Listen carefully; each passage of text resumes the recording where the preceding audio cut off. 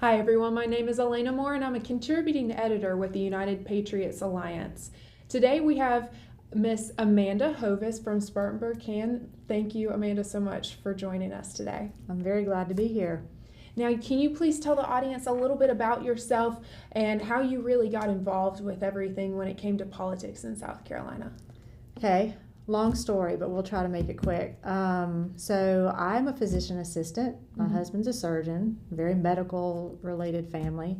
But Obamacare kind of made it difficult for us to continue our small little clinic in the mountains. So I quit doing that back in 2014. And since then I've been homeschool mama, farmer, and now political activist. So I started a group called Spartanburg Christian Action Network. I'm one of many in Spartanburg County that are part of Spartanburg Christian Action Network, and that's how I know you and the Lynches and everybody else that has gotten involved in the grassroots efforts to keep communism out of South Carolina. So that's pretty much to wrap it up. And when did you form SparCam? I guess it was February of 2021, when I think everybody else was waking up, and I was doing the same thing. So started off not knowing very much at all about politics, really didn't understand the Constitution too much, but really got involved and just educated myself because I felt like something had to be done, and there's got to be some way for Christians to be involved in government besides voting and praying. I mean, I think the Bible gives plenty of examples of how we're supposed to speak the truth. We're supposed to be knowledgeable about what's going on, and we need to be able to speak that truth to our legislators and encourage the saints to be involved and try to fight against the forces of evil that are destroying our country. So that's where we started, and I've done a lot of things, and it's a very interesting life right now. But one of the things that I've been doing with you is just trying to get information out on particular bills, and especially when it comes to medical freedom bills, because of my background. I've been very involved in that fight. So. Yeah, and there's an onslaught of it right now. I know that there's over 1,000 bills that have been filed in South Carolina, and I don't know what the direct number is right now, the exact number, but it seems to climb every day. Yes, and we don't really need more laws. We really need to be repealing stuff that we already have, and it'd be great to get a legislature in that understood that. But I mean, I was just listening in today to some of the stuff that was going on in the Senate Medical Affairs subcommittee, and it just seems like it's just more regulations, more fees, more boards supervising the everyday life of the people, and that's not really a direction we need to go.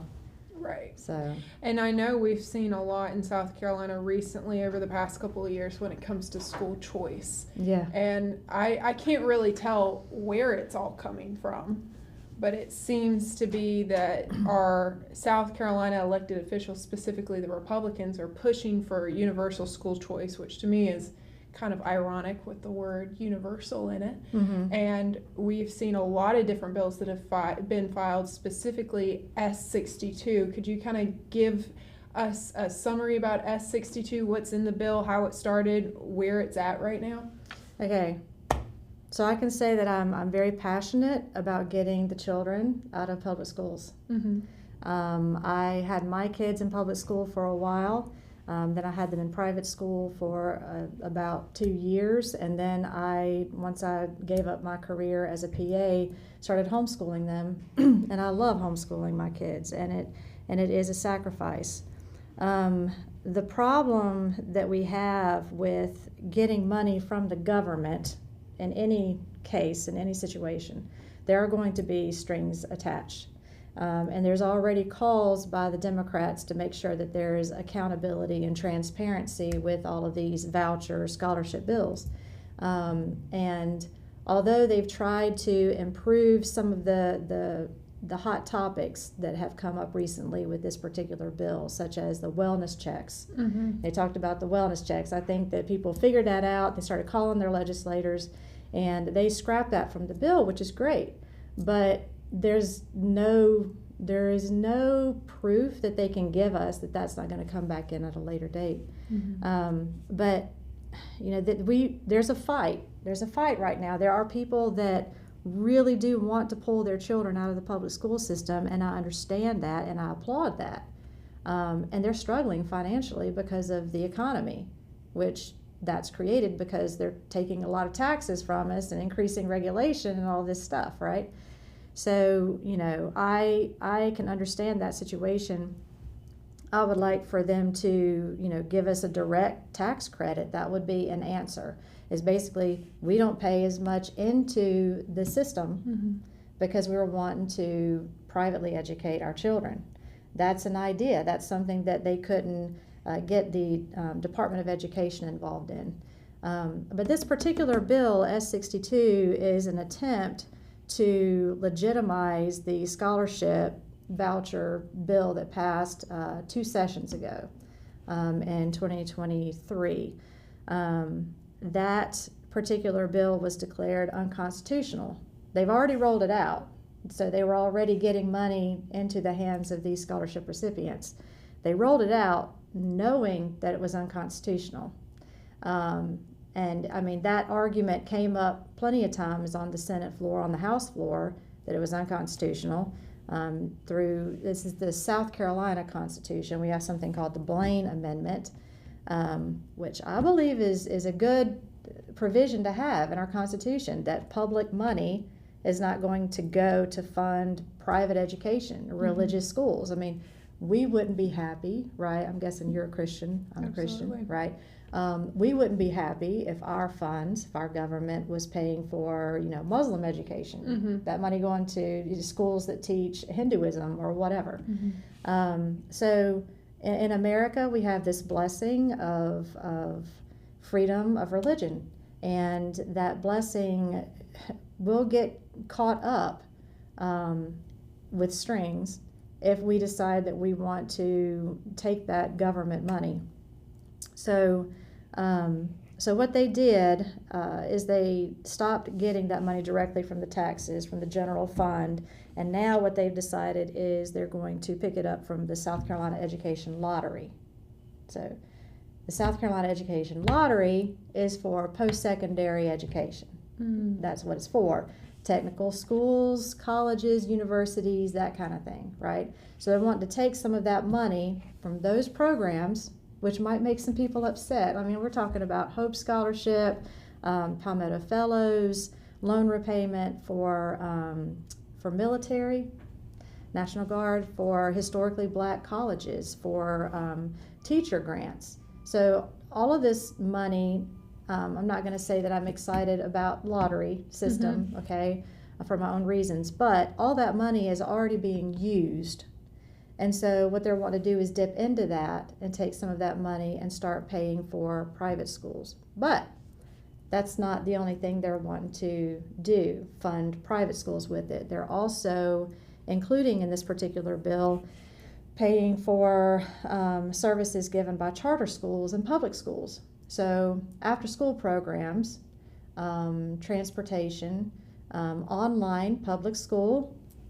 So all of these things are also qualifying. So imagine, everybody's excited because they're thinking, okay, my private school child is now going to get some money, but that money is already being used up by a bunch of programs that are already in existence.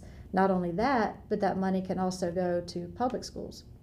And what they want to do is open it up so that a person in District A can go to District B because maybe that school does a better job teaching the sciences, maybe it's a STEM school, or maybe they're terrific at baseball or something like that, and they have a really good baseball program, that kind of thing. And you could hear that kind of coming across in their conversation on the Senate floor. So it's not what it's cut out to be. They're selling us a lie, which happens a lot. But let me see. So another thing that comes along with this accountability situation, if you take money for private schools, they are going to require that your student be tested with the same tests that are used for the public schools. Okay, so that's the SC Ready, SC Pass test. If you don't want to do that at this point in time, if you don't want to do those particular tests, you still have to do some test that is approved by the Department of Education, and that test is going to have to be done 3 times a year. If you don't want to do theirs, you're going to have to do one 3 times a year. Okay, that's one of the issues. There are several, but you know, I'm concerned that this is going to wind up creating more obstacles for like admissions criteria. Say you want to make sure DEI gets into those private schools that are accepting government funds. They're going to require that anybody is admitted into that school.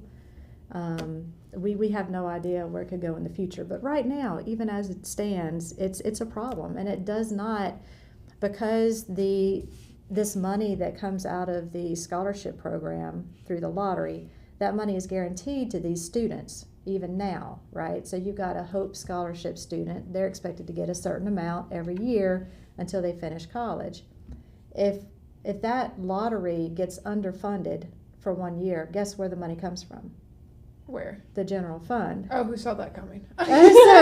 So I mean, there is no way to bypass the fact that it's public funds. So even now, as they're debating all of this and wasting our taxpayer dollars to do this, it's not constitutional. And so, what do you think the next thing would be in order to get their hooks into our private school students? What do you think that they might want to do? Maybe change the Constitution? Yeah, change the Constitution, take out the Blaine Amendment. Take out the Blaine Amendment, and that would be something that did go through one of the houses. I can't remember if it was the Senate or the House. I want to say it was the Senate, because that's all I've heard on the Senate chamber when I listen in. It's well, we've got to get rid of that. Get rid of the Blaine Amendment. Yeah, there seems to be a really big push right now in the South Carolina State Senate. Right. And what they'll tell you is, if you call your senator and they're big proponents for getting rid of the Blaine Amendment, they're going to say it's racist. Who does that sound like? Exactly. Man, a Democrat almost, or I don't know, a previous administration. Yeah. So it's not racist. It is a protection, allowing parents to choose what education they can give their child. And it's a frustrating thing because I understand that we should be able to use our money and not have it gobbled up by the government, but that's what they're doing. Right. And I will tell you, every bill that I've been watching lately, it's about increasing the amount of funds, taxpayer money, going into the South Carolina legislators' coffers. And how much is the fiscal impact on this S62? I feel like. Would you like to know? Well, since we're sitting, you might as well just give it to me. Yeah, I don't know. You don't know? No. For some reason, they're not including that. Oh, no way. So no, we have no idea how many millions idea. Or if billions it may be. And they're not indicating in this bill whether or not they're pulling from one particular grantee. Like you got, like I said, it's funding all these different programs, and we don't know where the money is going to come from. They're going to get slighted, obviously. Yeah. There's no way with all the money that's already being used in the South Carolina lottery fund, there's no way there's enough for every child in South Carolina to have $6,000. It's not every child. So I will tell you this. It's a wealth redistribution program. Okay. I mean, it would be nice if every person that decided to homeschool or privately educate their child, if that person could just claim a tax credit and get their money back, okay? But that's not the way it is. It is the 300% of the current poverty level guidelines, okay? 300% for the first year of this program. Those people qualify. So a family of 4, I would say probably around $100,000 or less, they might qualify for this. So not even they're kind of marketing it, making it sound like, oh, everyone's going to get it. But what you're saying is it's only going to be children of families that make under $100,000. Exactly. And then the second year, I think, and thereafter, it's 400% above poverty or below poverty level. Okay. Does that make sense? Yes. So that would be, I'm saying, around 125,000. So it's never going to get up above that. Right. From the way it is right now. And like I said before, that money is going to be spread across public school children also, so that they can switch out districts. So this bill, this school choice that, people are out there on the day that this got the second reading from the Senate.